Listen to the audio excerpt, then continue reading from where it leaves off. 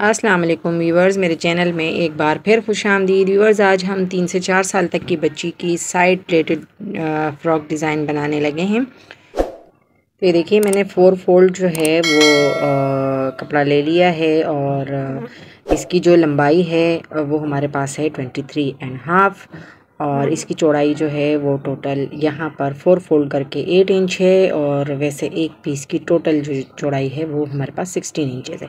तो यहाँ पे मैंने 5 इंचेस पर शोल्डर का निशान लगा लिया है और नीचे की तरफ भी 5 इंचेस पर निशान लगा लिया है और इस तरह से इस लाइन को मिला दिया है। और अब जो है यहाँ पर मैं चेस्ट का निशान लगा रही हूँ 7.5 इंचेस पे और इस लाइन को भी मैं यहाँ पर जो है आगे बढ़ा देती हूँ और इस तरह हमने यहाँ पे शोल्डर को, बाजू को जो है वो गोलाई दे दी है।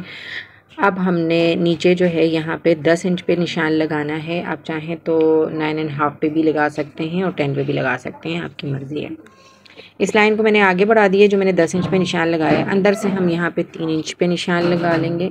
ये 3 इंच पे निशान हमने यहाँ लगा दिया है। अब हम जो है वो 3 इंच पे निशान नीचे भी लगाएंगे ताकि हम इस वाली जो लाइन को जो है वो सीधा कट कर सकें। और ये देखिए, नीचे और ऊपर का जो 3 लाइन का निशान है इसको मैंने आपस में यहाँ पर इस तरह से मिला लिया है सीधा, ताकि हम इसकी कटिंग सीधी कर सकें।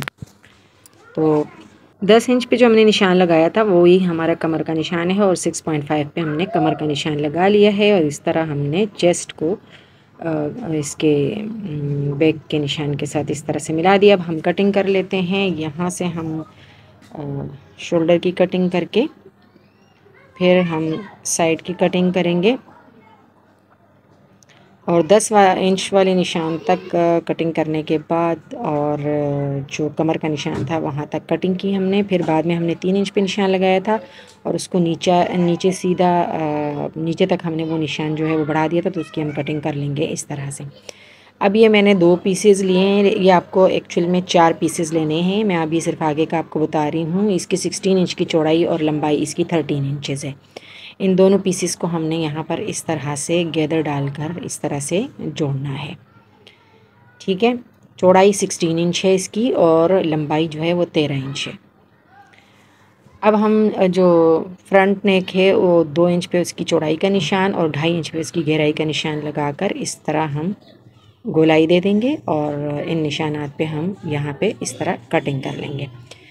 और बैक की जो है वो हम सिर्फ 1 इंच गहराई पे कटिंग करेंगे और चौड़ाई एक ही जितनी होगी। अब हम स्लीव्स की कटिंग कर लेते हैं। तो स्लीव्स की जो चौड़ाई है मेरे पास वो 6 इंच है और जो उसकी लेंथ है वो आप अपने अकॉर्डिंग ले सकते हैं। मैंने यहाँ पे 5 इंच पे ली है।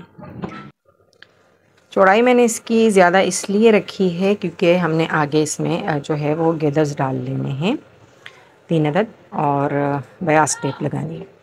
चलती है सिलाई की तरफ चलते हैं। तो मैंने जो 2 साइड पीसेस कट किए थे उसके लिए बखिया बड़ा करके इस तरह से उसकी चौड़ाई पर मैंने सिलाई लगा दी है और अब हम इसमें चुन्नट डाल लेंगे। इस तरह से गेदर्स डालने के लिए एक तरफ से आप एक धागे को पकड़ के और इस तरह से उसमें जो है गेदर्स जो है वो बनाए हैं और फिर इसी तरह दूसरे तरफ का भी धागा खींच के तो इस साइड से भी इसको गेदर्स को आपस में इस तरह से जमा कर लें। और ये देखें, फिर जो ऊपर वाली साइड है वहाँ से हमने गेदर वाली साइड को रखा है और पहले हम इसकी सिलाई लगाएंगे।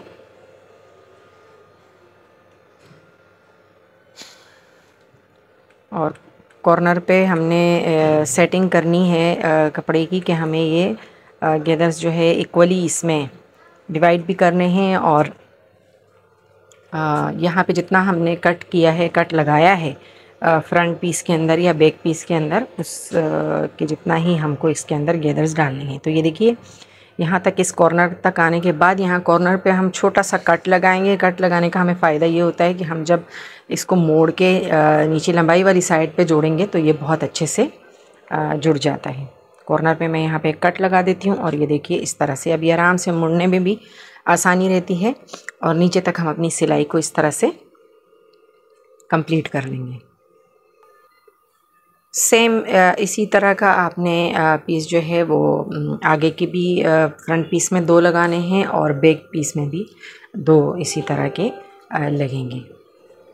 ये देखिए इस तरह से हमने ये दोनों पीसेस तैयार कर लिए हैं। अब हम ऊपर की कंधों की सिलाई लगा लेंगे। शोल्डर की सिलाई लगाने के बाद हमने साइड पे, सिर्फ फ्रंट साइड पे इन गेदर्स के ऊपर इस तरह से लेस लगानी है। ये जॉइंट लेस है और ये मैं ऊपर इस तरह से लगा रही हूँ। इसके ऊपर हम 2 सिलाइयाँ लगाएंगे। देखें इस साइड तक सिलाई आने के बाद हमने वहाँ तक ही सिर्फ लेस लगानी है जितनी हमने इसमें गेदर्स डाली हैं। बाकी बीच वाले पोर्शन को हमने उसी तरह छोड़ देना है। तो ये दोनों साइड पे हमने इस तरह से लेस लगा ली है और अब हमने ये बयास टेप बनाई है और इसको हम ऑल ओवर गले पे लगाते हैं। तो सबसे पहले हम बैक नेक बनाते हैं। बैक नेक के लिए मैंने नीचे एक लंबा पीस जो है कपड़े का रखा और सिलाई ऑल ओवर लगाने के बाद अब इसको हम पीछे की तरफ इस तरह मोड़ देंगे और इसके किनारे फोल्ड करके हम इसके ऊपर सिलाई लगा लेंगे। ये करने के बाद हम इस तरह से बयास टेप के कोने को थोड़ा सा अंदर की तरफ मोड़ लेंगे और फिर इसी कॉर्नर से बैक साइड से हमने स्टार्ट लेना है।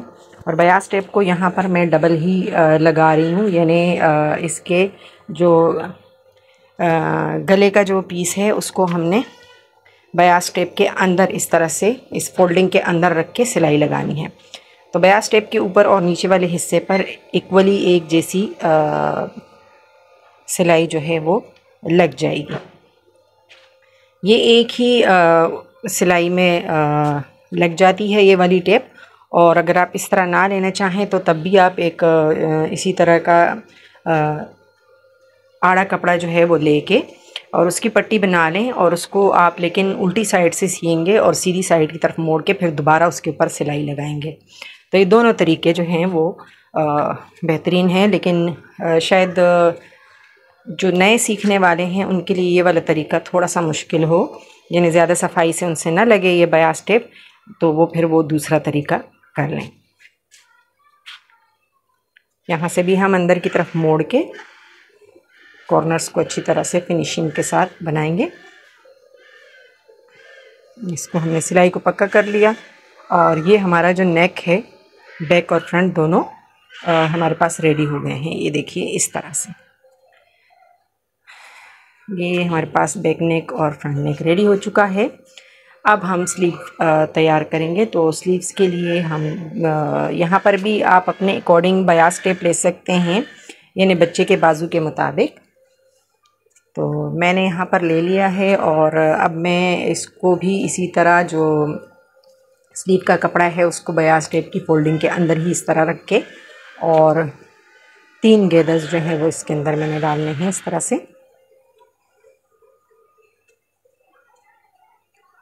आप चाहें तो यहाँ पर इलास्टिक का यूज़ भी कर सकते हैं अगर आप बयास टेप यूज़ ना करना चाहें, लेकिन मैं यहाँ पर इस तरह से ये यूज़ कर लिया। दूसरी स्लीव भी हम बिल्कुल सेम इसी तरह तैयार कर लेंगे।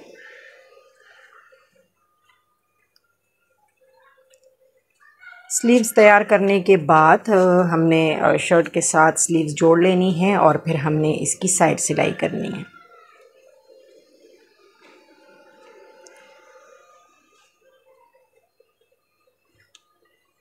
दोनों स्लीव्स तैयार हो चुकी हैं और स्लीव्स जोड़ भी दी मैंने। यहाँ पर थोड़ा सा वीडियो जो है वो मिस हो गया है, लेकिन खैर ये इतनी कोई मुश्किल सिलाई नहीं थी। तो यहाँ पर अब हम जो साइड सिलाई है फ्रॉक की वो लगाने लगे हैं। देखिए साइड सिलाई लगाने के बाद हमारे पास कुछ ये शेप आई है। अब हम यहाँ पर एक बो बनाने लगे हैं जो हमें गले के पास लगाना है। तो इसके लिए मैंने ये स्क्वायर शेप कपड़ा ले लिया है और इसकी चारों तरफ सिलाई लगा के बीच में थोड़ी सी जगह मैंने छोड़ दी थी, वहाँ से हम इस तरह से किसी भी नोकीली चीज़ की मदद से उस कपड़े को बाहर निकालेंगे और सीधा करने के बाद इसके कॉर्नर्स भी सेट कर लेंगे। अब बीच में से हम इस तरह से सुई धागे से सिलाई लगा के और धागा एक दफ़ा उससे लपेट लेंगे और फिर हमने ऊपर एक बटन भी इसमें जोड़ देना है। बटन जोड़ देने के बाद हमारे पास ये बो तैयार है और अब हम इसे शर्ट के ऊपर जो है गले के बिल्कुल दरमियान में यहाँ हम इसको फिक्स कर देंगे चंद सिलाइयाँ लगा के। तो ये मैं आपको फ़ाइनल लुक इसकी दिखा देती हूँ कि फ़ाइनल लुक इसकी बहुत ही प्यारी आई है। और अगर आज की वीडियो आपको अच्छी लगी हो तो वीडियो को लाइक और शेयर करना मत भूलिएगा। चैनल पर नए हैं तो चैनल को सब्सक्राइब कर दीजिएगा।